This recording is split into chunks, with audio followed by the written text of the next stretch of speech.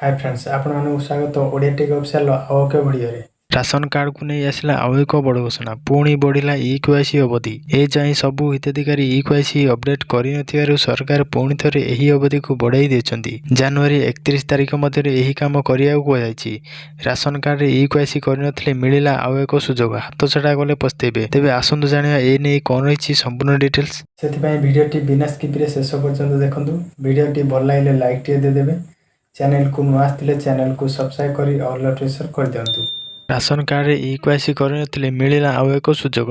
आपण ए जाए इक्वासी अपडेट करना कि तेबे तुरंत करंतु सरकार देइचंती शेष सुजोग ए जाए राज्य रे आहुरी 48 लाख हिताधिकारी यही अपडेट करना तेणु जोगाण विभाग बैठक रे अवधि बढ़ाया को निष्पत्ति होईची ए नै सबु जिलार जोगाण अधिकारी को चिठी माध्यम रे सूचित करा जायछि ए नै जोगाण हिताधिकारी को राज्य जोगाण विभाग अतिरिक्त सचिव चिठी करी निर्देश देइचंती कि सन्ता 31 तारिख जाए लोकन को इक्वासी अपडेट करा जाऊ यही अतिरिक्त तारीख बढ़ाया को नहीं व्यापक प्रचार प्रसार करने सचिव निर्देश देते पंचायत स्तर में प्रचार कर प्रतिबाकी पड़ता हिताधिकारी निकट में यही सूचना देवा कहुई www.foododisha.in पोर्टाल एने अपडेट देखिए कहुई सूचना पोर्टाल ट्रांसपेरेंसी पेज रे उपलब्ध है जी चाहिए तार सूचना पाइपर मोबाइल और आधार नंबर दे स्टाटस जानी सूचना दी जाए।